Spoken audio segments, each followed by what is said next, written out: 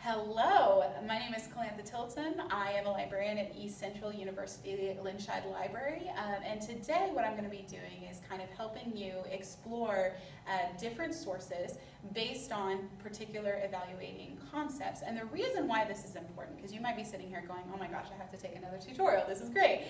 But the reason why it's important is actually you are going to very soon, not only in this semester, you may have already done this in Comp 1, but once you enter your major classes, and then also beyond as a professional, you need to be able to tell whether or not a source is something that is trustworthy, whether it's something that's reliable and that you can actually make decisions on. And so that's what we want to help prepare you for. So our prompt today will be put yourself in the mindset of a comp student. That shouldn't be too hard for you. But let's say you're a comp student who's going to be writing an essay on the causes of gun violence in K through 12 schools. And so you won't actually have to write an essay, so don't freak out.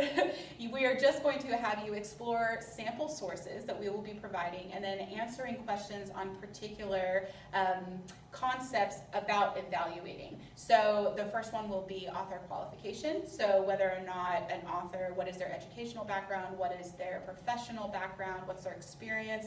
The next one will be bias, so whether or not somebody leans one way or the other. And then the third one will be just looking at credibility overall. So again, whether this is trustworthy, whether this is reliable, whether this is data driven. So once you have completed those pieces, then the very last part, we're going to finish this out by having you basically choose, like hypothetically, if you were going to be writing this essay, which of those sources would you actually use, if any? We're not going to require it of you. And then give us details as to why or why not. You might choose one of those sources or none of those sources. So go ahead, move forward through this tutorial. You will see me again, and we will, after you answer specific questions, we will come back around and we will discuss it together. And hopefully that will help kind of expand your ideas of what it means to be evaluating a particular source.